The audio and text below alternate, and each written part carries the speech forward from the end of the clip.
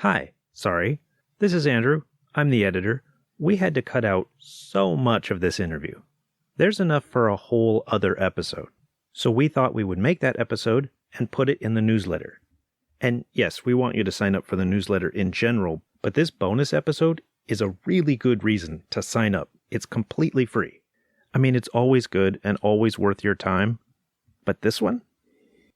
You can sign up at thefremontpodcast.com. Okay. So, and also we were very, very sure politically we were not going to get an Iranian actor because it had to be an Afghan actor. So you were a treasure. You were waiting to be found. She was waiting to be found. That's great. Coming to you straight from Fremont, California, this is the Fremont Podcast, dedicated to telling the stories of the past and present of the people and places of the city of Fremont, one conversation at a time. Hello, Fremont. This is Oishik. You're listening to episode 84 of the Fremont Podcast. Now, here's your host, Ricky B. I'm going to get you guys to share your names for me so that we can hear your names, and then also the role that you play. So why don't you start with... I'm Sudnya Shroff, and I'm the producer on Fremont. Okay, and it's Fremont the movie. Actually, the title Fremont. is just Fremont. Just Fremont, but the website is Fremont the movie. That's right, because the tagline Fremont was already taken. Yeah. And you're one of the producers, right? That's correct. What is the primary role that you serve as a producer? Like, what were some of the jobs that you have? So I'm probably the only producer on this film that's been through every stage of the movie, which is development. I joined my producing partner, Marjane Mogimi, in 2018. Okay. And unfortunately, we lost Marjane Mogimi to cancer 1 week before we started shoot. Oh my goodness! So we had that tragedy, but I think having this project gave us a purpose and helped us with the grieving because it got us out. And working, especially because our director, Babak Jalali, and Marjane had produced and directed his last film called Radio Dreams. Okay. The reason I say I'm the only producer that's been on this project since is because Marjane passed away. She was actually the original founding producer. I came on board because we got introduced. She was Iranian, as is Babak, and I'm an Indian American. Yeah. My work for the last decade has been with displaced people, but in different parts of the world. Okay. And in this particular case, at that time when Marjane was looking for support from the Afghan community and was reaching out to different ethnic groups to see if there was a diverse interest in this particular film, we got introduced because I worked in refugee camps in Greece on the island of Lesbos. And I discovered in my work with displaced populations that even though we have different wars that get fought, and we have in the news, but there's always a war du jour, and so we hear about the Syrian war, it just keeps going. Then now the Ukrainian war, and but the Afghans are the most displaced people in the world. Wow. After 40 years of their country being plundered, about 70 to 80%, and this is my guess, but I know that I went and checked the United Nations numbers, and they were pretty close. In any refugee camp around the world, if you see and you just look at the displaced population, Afghanistan by far is the single country with the most displaced humans in our entire world. So that was why it automatically, my work had made me work with Afghan people, and especially unaccompanied minors and women. And I was using art. So my background has been that I've been an artist, and I use that for therapy with getting these young children who had taken really arduous paths through smuggled with smugglers, and then they became easy targets to human trafficking and addiction. Unfortunately, that's the whole world that exists when we don't provide safe legal transfers. Is why I was so passionate about this script when Marjane and I were introduced, and I told her that I'd support her in any which way or form because I love the storytelling, and I've been a storyteller but in other media. I didn't expect to actually take on the whole project. It's only because Marjane got so sick, she sort of gave it to me as a gift. And now, like how you discovered when you were young, and I'm so glad that you are good at journalism. I think I've discovered that I'm going to be 50 next year, that I think I'm really good at movie production. Yes, she is. That's awesome. That's so great. I guess my second half of my life is going to be storytelling in this media, if that's meant to be. That's awesome. Yeah. That is so cool. Well, I will say before we hear your name and your brief introduction, the first time I ever met you, and then I saw you. And, so we're at Devout Coffee right now recording this interview, and I actually came here to get coffee, and someone who was working here said, "What's the big film set down the street? What are they doing?" And I was like, I don't know. I think they expected me to know everything that's going on in Fremont because I'm doing the Fremont podcast. And so I said, I don't know, but I'm going to find out. So I went and got my son, who was, I guess, 8 or 9 at the time. He's 10 now. And I said, you got to come, because he loves making home movies. So he's always doing his own little movie making at home and stuff. So I said, come with me. So we drove down there and kind of snuck onto the set. And we met you, and you allowed him to sit in one of the director's chairs and put the headphones on and hear the scene being recorded, so he could hear everything that's being recorded. And you were, this was one of the first scenes that you guys filmed, but one of the last scenes in the movie, right? That's correct. Yeah, and you were filming that scene. What was that like for you, filming that very first scene? My name is Anaita Wali Zada. As I said, I came from Afghanistan, and that was my first time acting in a movie. In that scene, it was your first scene, right? It was my first scene. Yeah, so tell us about how you got from where you were in Afghanistan to where you were into the whole movie making, your first scene as an actress. Okay. I think it was my 8 months being in United States, and then I received like an email from my friend, and I think he saw something in me, like being going for acting and like that. He told me to do audition for that, and I sent an email to Babak Jalali, our director. He just wrote me back. You saw this where? We had done calls. So the part, so that it'll make sense what she tells you, is that we had cast somebody else for this role pre-COVID. Okay. And because of COVID, our entire project had gotten delayed. Okay. Through that process, though, that particular actress, for various reasons, first because she wasn't open to getting vaccinated, we had SAG rules to follow, and it was not going to work. And also Babak had just always carried this feeling that we needed somebody who was who understood this. It needed to be someone raw.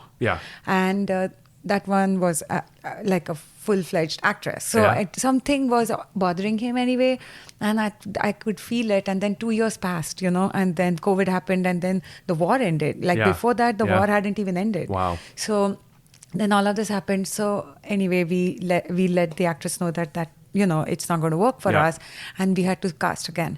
And in the process of casting, Babak has the experience of actually taking non-actors. He prefers it almost in some ways. So for certain specific roles. So in this case, he said, let's put out calls in social media, because I had tried through the Afghan connections in the Bay Area. And just nothing. No, because people are not willing to share, and especially young girls, it wasn't possible.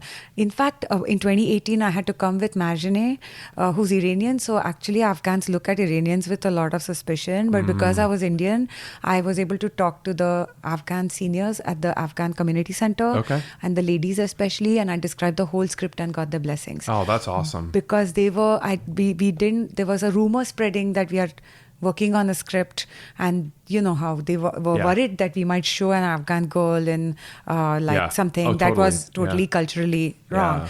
And so we went, and I went through the entire script with the Afghan seniors, and then they even offered us tea and all of that, and we got their blessings. But that was how it happened. That's great. But when we put out calls and went even door to door, we weren't getting any Afghan girls, and we needed someone who spoke Dari, because there are Yeah. some lines in it and it doesn't make sense for it, Right, yeah. for someone. Yeah. And the second generation Afghans or the first generation, the ones who are born here, their Dari has an accent like how my children speak. I speak like an Indian, but Yeah. they can't. They They can't can't, even yeah. hear it. Yeah. So that wasn't going to work either. Okay. So, and also we were very, very sure politically we were not going to get an Iranian actor because it had to be an Afghan actor. Because So you were a treasure. You were waiting to be found. She was waiting to be found. That's great. So what were you thinking during this time of like trying out, auditioning and stuff?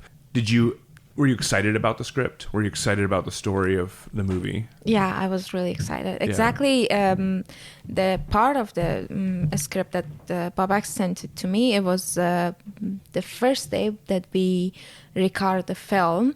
How you said the last part of the film? Scene Yeah. we shot first. Yeah. Yeah. So she, that's the part that you read first. Yeah. Okay. I read that one, and then when we start preparing and stuff, I came like from Virginia. Okay. And she came early Yeah. ahead so that she could actually learn how to read a script Yeah. Okay. and memorize Okay. lines. She has gone to English classes later. So in the film, in the story, Yeah. the protagonist is a translator who Yeah. worked for the U.S. military. Yeah, let's hear the synopsis real quick. So yeah. the story of Fremont is about Donya. Donya is a young girl who used to be a translator for the U.S. military in Kabul, Afghanistan. Okay. And we have a program where people who have worked for the U.S. military get a special visa to Okay. come and see. Fremont happens to be the city that has the most resettled Afghan community Okay. from our war, 20-year war. Wow. Which is why it's Yeah, Fremont. right. And so Donya is one such girl who has come here to Fremont. Okay. And when she comes here, like everyone else, she has to find a job. And she finds one in a fortune cookie factory in Chinatown in San Francisco. Okay. And as part of that job, she gets an opportunity to start writing fortunes, and in a spontaneous moment puts out a message in one of the fortune cookies out into the world. And then what happens next, I definitely That's won't awesome. share that because you are going to have to see the film. watch the film now. But with just the that as the background, I think it gave us the ability to make it an English language film because Donya, who's a translator, would know English. Right. With an accent, yes, but with Yeah. English. In real life, though, Anaita is not a translator. She's a journalist, but in Dari. She did all her journalism in her language. Yeah. Yeah. So for her, English was a brand new language when she came here. I mean, it's very different English when you learn it Yeah. it's read but spoken English. So in Virginia, she had started hearing it because she's with an American host family. Yeah. But when she came here, she really had to get on top of it. Yeah. And I have to say, for a 22-year-old, she was all of 22 years last Yeah, year. yeah. Same age as my son. Wow. Her work ethics, I cannot tell you. That's why I told Babak, I have no worries because I've worked with so many of Yeah. her brothers and sisters in refugee camps, because for every Donya that makes it to Fremont, there are 3 who languish. They also deserve the safe legal Yeah. asylum, but we don't provide. We Wow. are not doing a good job. Wow. So that's also one of the things that we Yeah. want to bring to the world's attention. That these aren't people who are just wanting to show up on our Yeah. shores. They have actually given us services. They've saved Yeah. human lives. Yeah. And in fact, I found a lot of excitement in veterans on army bases for our film. Wow. Because they completely relate. That's to this. great. So Wow. that's when she's had to memorize lines, Yeah. and it's phenomenal when you watch the film. Oh, yeah. Just knowing that Yeah. will give you a whole different Yeah. affection for Yeah. Anaita. Yeah. So that's awesome. I love that. So you got this role. You had to memorize the script in Yeah. English, and then Yeah. you came out and you had been in front of cameras before because you were a journalist, Yes. right? But in a different way. You were representing yourself, your own ideas, your own language. Now you're somebody else, Yeah. right? What was that like? What was that like for you to become this character? The first time I said, okay, think like you are on the set for your own show. So I feel it like that.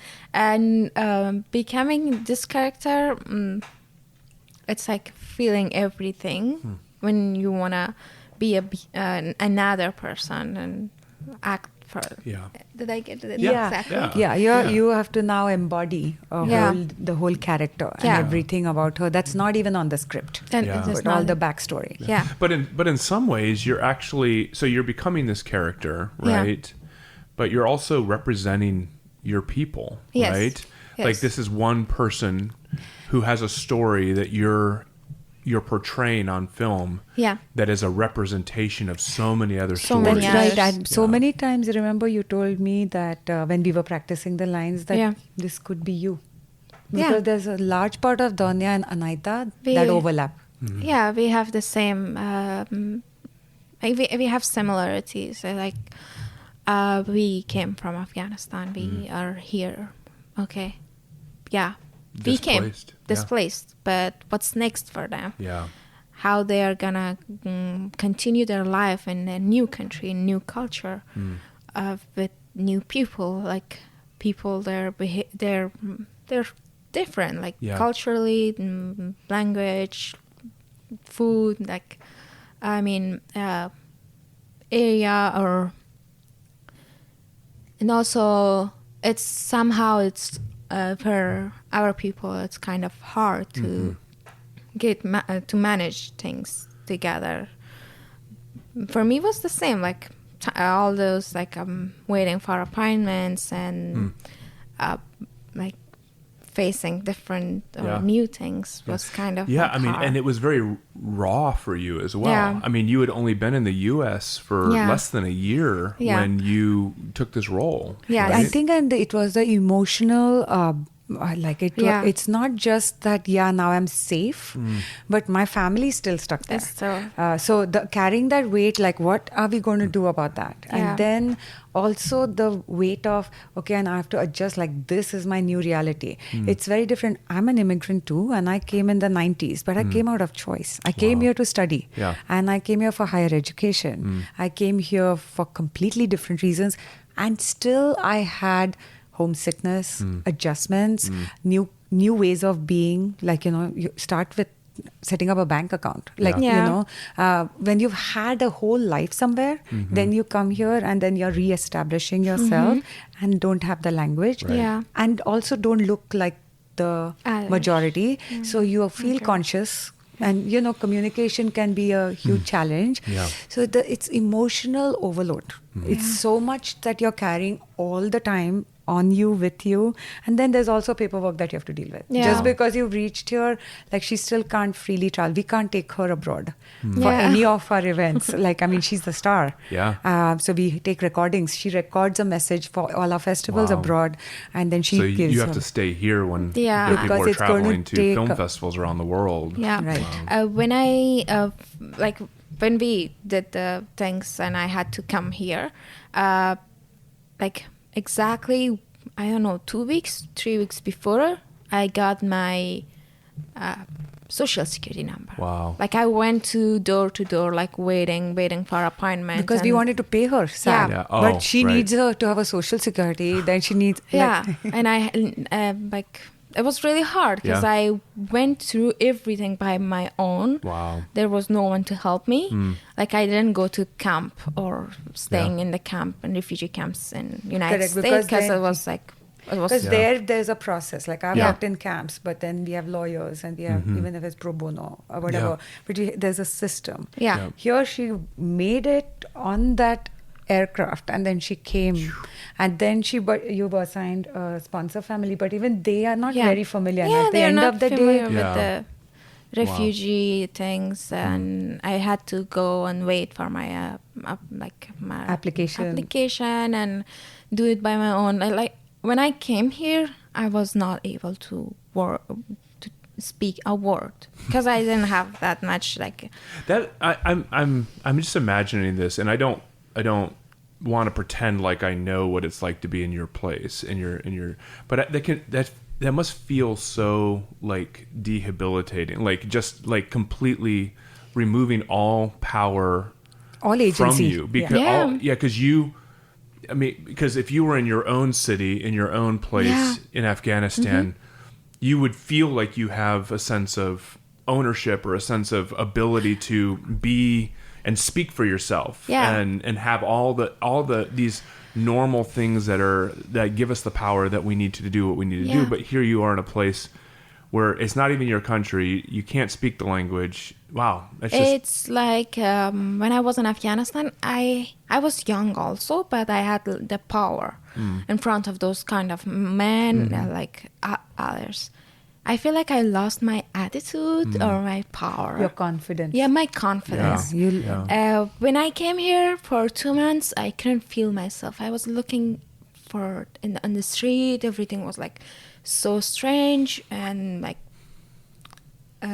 not familiar. Like looking at people, it's kind of different and difficult in the same times because you have a lot in your mind and also family and yourself, and you're looking, as we talk about like one time Sudnya said, the Fremont is black and white because when a refugee came in a new country, she or he looked straight, like look for one thing. And my life was like that. But right now, things are different. It's better. Yeah, it's better. Yeah. And that's good that in a year that you feel better. I feel good to hear that because that is true. What she says about Fremont, that it's a black and white film. Yeah. And it's also a box, like its aspect ratio is smaller. And that's because what she completely relates to is, when you are just making life, establishing life, you have a myopic vision. Like you can only see the next step. You do one step at a time, so you can't really look around you. But now she feels like metaphorically she understands the choice of that aspect ratio, and also the fact that removing color from a story of color actually brings you to the point and the essence of the story, which is about hope and possibilities. That now she's feeling her vision widen. That's awesome. And it was always, and it is still very important for Babak, Rachel and me, that Fremont gets that experience with the film that it deserves, because it is going to be inextricably we are linked. That's awesome. Forever. I love it. That's great. Well, I know I feel very special that you guys have given me your time and you've shared your story. Likewise. There's so much. I know there's so much more that we could probably talk about, but if we'll put information on the show notes for the podcast about the film and anything that'll be coming up. The Instagram is a great way to get to follow what's going on. So we'll put links for that in there. But thank you guys for your time. Thank you. Thank you so much. Yeah, thank you for sharing your stories. Thank you. Appreciate that. We'll be right back.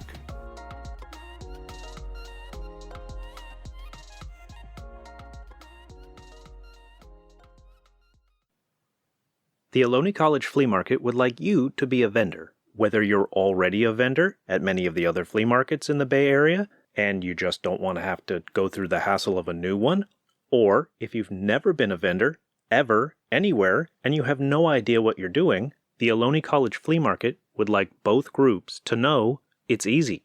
And you don't have to believe me. We talked to some of the vendors who were there last month, and this is what they had to say. We're selling natural skincare products that we made at home with organic essential oils and all natural ingredients. Like what? Like we use a lot of shea butter, beeswax, jojoba oil, almond oil, aloe vera. And if listeners seem interested in these products, what's the name of your business and how can they find you? The name of our business is Soul-Lee, so you guys can go to our website www.soul-lee.com. Yeah. So is this your first time here? Yes. How was the process of getting the vendor space? It was pretty easy, honestly, compared to all the other markets that we had applied to. It took a really long time, and sometimes they wouldn't even get back to us with a response. But the Ohlone Flea Market, they were really responsive, and we had only even decided that we wanted to do this a few days ago, and we called them, and they were totally encouraging about it too, and they offered us a booth at a really short time notice, so we were really thankful for that, and we really are having fun. Also, Side benefit, if you're a vendor at the Ohlone College Flea Market, we make little advertisements for you, just like that one. I met up with Van, the woman who runs the show, and she wanted to talk about food. So what kind of food vendors are you looking for, Van? So we're looking for a kettle corn vendor, and we're also looking for a coffee or bakery vendor. So we've been providing coffee and bakery for our for the people here, but we would love to give that business to a vendor that can provide bakeries, baked goods, and especially coffee, since our vendors are coming in as early as 5:30 in the morning. And what is the phone number and what is the website? The phone number is 510-659-6285, and the website is www.ohlone.edu/flea-market. The Ohlone College Flea Market is happening August 12th and every second Saturday of the month from 9 a.m. to 3 p.m. on Ohlone Fremont campus. Hey, Fremont podcast listeners. If you're in the market for a new home or looking to sell your current one, Jennifer Petroselli at Petroselli Homes Realty Group is the one to turn to. Jennifer has been serving the community for over a decade, and her excellent communication skills, neighborhood expertise, and patient approach have made her the premier choice for real estate in the area. Contact Jennifer Petroselli today to learn how she can help you make smart real estate decisions and achieve your home ownership goals. And now, back to our conversation. Yeah, do I sound okay to you over there? Yeah, am I okay? Yeah, you sound great. You sound great. I'll start out by saying congratulations. You just got Best Director at a film festival, right, in the Czech Republic? Correct, yes. At the Karlovy Vary Film Festival in the Czech Republic. It was our international premiere, so the first time we've shown it outside the States. That's awesome. Yeah, so it was a nice experience. An amazing festival, really well run, and the amazing audiences and really kind people who are organizing it. So it was very nice to be there. That's great. That's great. So if you don't mind, I'd like to maybe step back a little bit. And what is your experience in film? Like, where did you begin working in film? Well, I wasn't one of those kids who was running around with a camera at 8, anything like that. So, but I would say in my mid-teens, I was 15 or 16, I kind of became very interested in films and gradually thought, it'd be an interesting career to go down. But I studied for a while something else. So I did my undergrad in Eastern European Studies.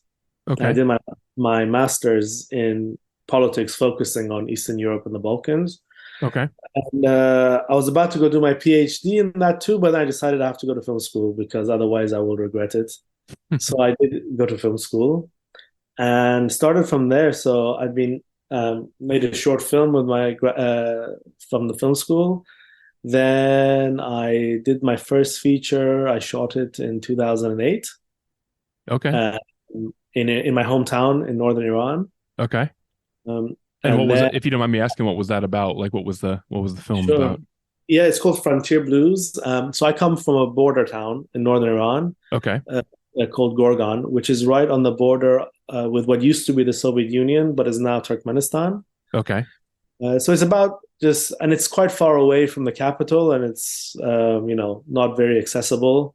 So and it's a border town. Hence my lifelong obsession with border towns anywhere. And it's a very mixed population ethnically, as are most towns on borders. Mm-hmm. So and it's basically 4 different stories that intertwine, and it's and I would say each of the characters in the 4 stories have a link in that they're all longing for something else, and it was entirely all the cast were locals. Some of them were family members.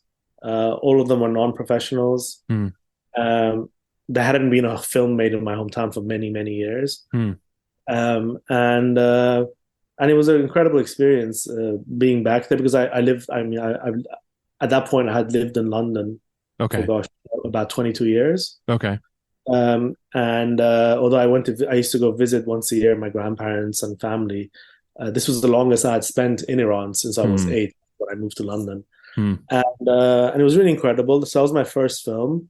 Then I made my second film in the Bay Area. It's a film called Radio Dreams, which we shot in Berkeley and San Francisco. Okay.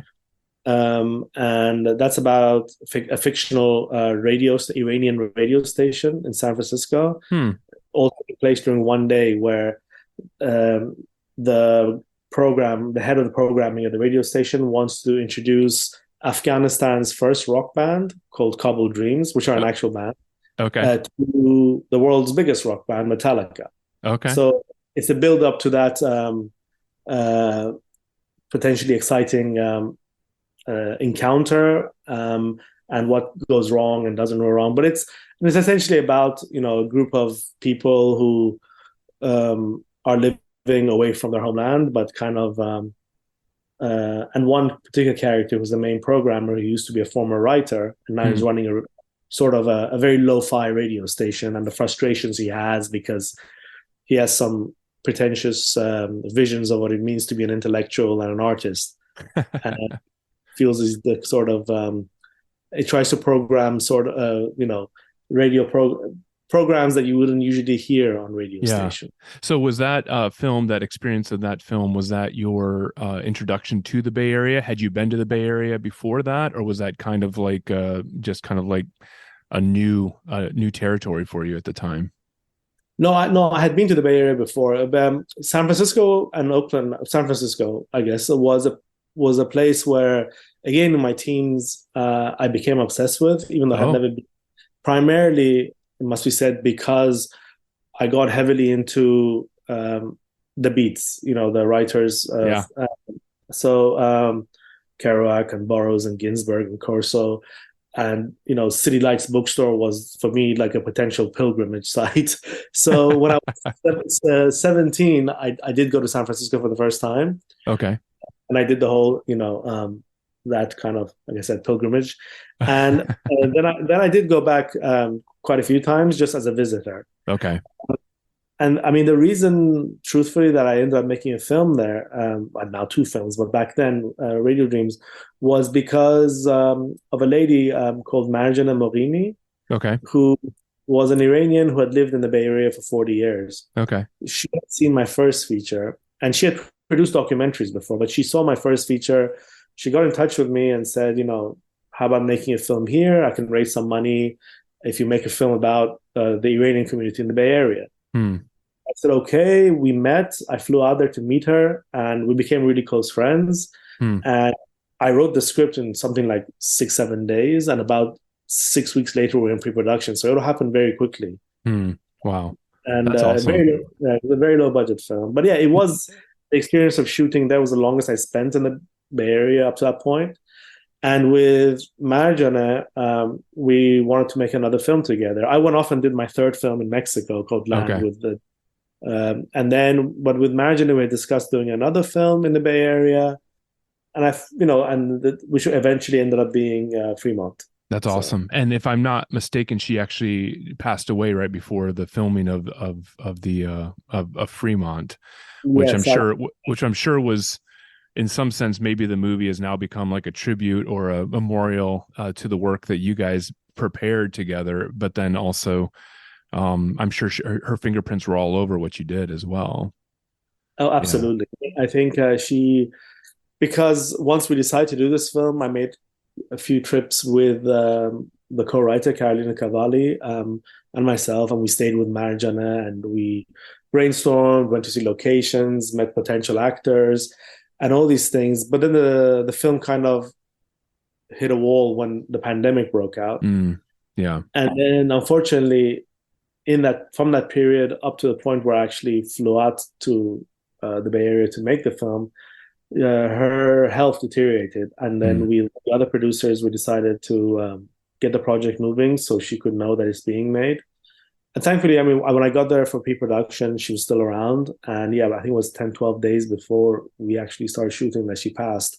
Wow. But yeah, she knew the film was being made, and it was a very big, she was a very positive spirit and very ambitious, not ambitious in a way of, oh, this film's going to make $100 million. No, ambitious in a sense that she obstacles that take. I mean, this is an independent film, and all the obstacles one faces as an independent film, she was of the belief that everything can be overcome, and she did see the best in everyone. She saw talent in people that others may not see, and I think it's incredibly. It's a very positive way of thinking that I think was contagious. So that's great. Yeah, that's great. Everything we did is with her in mind. That's awesome. That's really cool. You said you were a co-writer of Fremont. You had another writer with you. Where did the concept and the idea come about? I know that you said you had made one earlier film trying to introduce or at least not introduce, but at least talk about your people, the Iranian people in the Bay Area. And then what was it specifically that caught your attention about the Afghan people? And then tell me a little bit about the development going from just the idea of doing another film together to specifically focusing on the Afghan people, and then ultimately ended up in Fremont. What was that development like? My, let's say, storytelling involving the Afghan people runs back to my short film from my graduation film from film school in London, which I went back to Iran to shoot, and it was about an Afghan in Iran. In Iran, we have a huge Afghan population, and with half the population of Afghanistan, we share language, we share a lot of shared traditions and history, I'm generalizing here, obviously, because I haven't met every single Afghan in the world. But from my experience, I always felt a very strong affinity with Afghan people. I find them very honorable, very kind, and very sincere. And the previous film in the Bay Area, like I was telling you, three of the main characters were an Afghan rock band, Kabul Dreams. So I'd never heard about the city of Fremont until I was there making Radio Dreams in Berkeley. When I found out that actually it houses the biggest Afghan population in North America, in the United States, going back, over 4 decades through different waves of immigration. Right. And so the first time I went to Fremont was just to eat, to eat Afghan food. And when I got there, I met again several Afghan people I'd never met, and I found out about the presence of former translators who'd been living there, and I spoke to a few. And around the same time, Sacramento Bee, which I guess is a local paper in Sacramento, did a five different article, like a reportage of the Afghan community in Sacramento, primarily focusing on translators. And it painted a very grim picture up in Sacramento about the life that the former translators from Afghanistan were living. They were granted a special immigration visas to come to America, but once they got they were kind of left alone, and it was very traumatic. And speaking to translators in Fremont about those articles, a lot of them echoed what the Sacramento Bee was saying about the Afghans in Sacramento, and could relate to it, even though they were living in Fremont. Most, actually all, the translators I spoke to were men, former translators were men. But I also know there were female Afghan former translators. So then I started, in my trips to the Bay Area to see marriage, and then we kept on going to Fremont and just spending more time there. And then with Carolina Cavalli, the co-writer, we decided to tell the story of a translator. It's obviously living in Fremont, but we decided for it to be a woman instead of a man. And the primary reason for that is because most media representation of Afghan women, whether it's in the news or in cinema or in the papers, tends to exclusively focus on them having no agency, kind of being oppressed and not having a desire for change or anything like that, which was completely the opposite of my experience in Iran or outside Iran when I encountered Afghan women whom I found very independent, very strong, ambitious, and this is irrespective of the fact of whether they were educated or not. I don't want to paint this as a thing where, because someone's educated, hence they are better. I don't believe that. Right. So I think different classes, different education levels, just across the board, my experience of meeting Afghan women has been, of a group of people who wanted to have their own destiny in their own hands and not be. So we decided to base a story about a young Afghan woman who's a trans. I just love the way that you tell that story, the transition, because I do think that as an American and somebody living in Fremont, there was a significant focus put on Afghans recently, just because of everything that's happened with the Taliban that has come into Afghanistan and the work and the opportunities that our city has tried to create for people who might be coming here as refugees. And so I think just hearing the different stories of people who are coming here and the challenges, I've actually personally worked with Afghan refugees because I've been able to be a part of some of the work that that there's certain groups of us that have done to try to welcome them here and get them settled and so on. And it's just amazing. I think it's hard for us as Americans. I know I'll just speak for myself. It's hard for me to imagine the kind of things that people are going through and trying to uproot everything that they've known and come to a place, a new place. And they may, they face the fact that they may never return back to their home again, but then also the impact that is on, say, a woman who, I was talking to, is it Anita? Is that how you say your name? Anaita. Yeah, I was talking to her about her experience and how she was a particular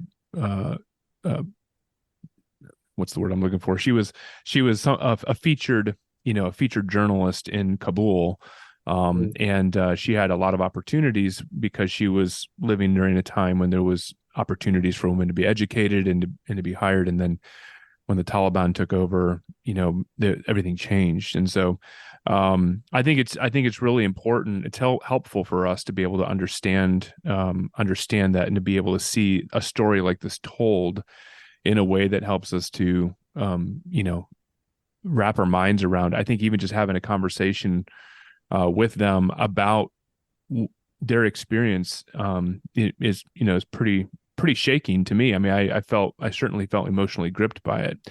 So I love the fact that you're working hard to tell this particular story. Have you found that in the process of writing this, preparing to film it and produce it, there are things that you've learned specifically about, say, maybe more about the Afghan people or more about the city of Fremont?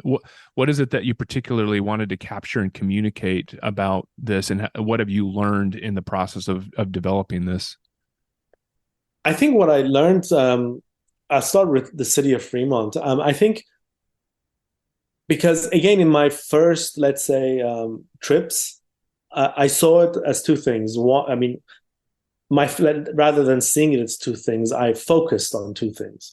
One was the fact that I was kind of going in on the fact that, oh my God, I had no idea that this was the Center of African Communities. But by focusing on that, I didn't see other things. And in further trips down the line, and particularly when we went there for pre-production, it dawned on me that it's actually a very cosmopolitan place, because there's a huge Chinese community there. There's a huge Indian community there. And as well as Afghan, so it's a very multicultural place, and I think that's very indicative of what the Bay Area in general And we stayed in Oakland. That was where we stayed during the shoot. And of course, we shot in Fremont and in Oakland and in San Francisco. But and they're three very different places. But across it all, you do get this sense of the multiculturalism of it. And I think when you have this level of multiculturalism, two things can happen. One is it could be resentment, or it could be this kind of place where you really get a sense that people are coexisting, and that's wonderful. With Fremont, it was the latter. Yeah, that's great. Well, I'm really excited about this. I know you're headed to San Francisco soon. Yeah, we're coming to San Francisco for the theatrical release. And then the movie was recently purchased, right, by Music Box? Yeah, that's pretty cool. So Music Box picked it up, and they're releasing it theatrically in America. We don't have exact dates yet, but tentatively it's supposed to be end of August, beginning of September. Okay. And it will be released in the Bay Area. That's cool. Definitely San Francisco and Berkeley. Hopefully we can get screenings in Fremont. If I'm working on that too, because I really would love to. Ever since I saw the movie being filmed, I'm like, this has to have a premiere in Fremont somehow, one way or the other. So I think there's a way that we could probably work that out, but that's really cool. I'm excited to see the film, and excited for you guys. If you were to, as you look into your future, like, I'm sure you've got ideas and things in the works. What kind of aspirations do you have for your next film? I mean, I've been like, I've only. Or you're just like, I need to take a break. Yeah. Well, to be fair, I've just been focusing on this because there's a lot of traveling involved with this. Yeah. And so we've been doing the whole festival run, which will still continue for a few months yet. And then the actual distribution, theatrical, like I said, America in September, and then France and the UK and Czech Republic and Germany and Sweden and all those things. But I've directed, and so far I've only ever directed things I've either written or co-written. So I'm curious to potentially direct something I haven't written. But I love writing, so I'm also like working on a couple of things to write. I don't know which one will come to fruition or not, but I certainly, I mean, look, I'm an Iranian. I was raised in England. I have yet to make a film in England, and I've made two films. I've made two films in the Bay Area. Okay. So I'm sure the Bay Area will remain somewhere that I will return to work to make films, I hope. Yeah, that's great.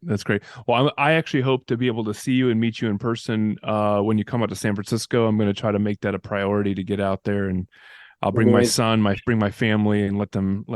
I've got videos on my phone of you guys filming, and we go back and show people that, and so it's kind of our behind the scenes footage that we've got that we're able to use there. But I want to thank you for taking the time to have this conversation with me. And if is there anything else that is not, that you think would be helpful for us to know, or just to be able to communicate as we experience the film, Fremont, the movie coming to our area?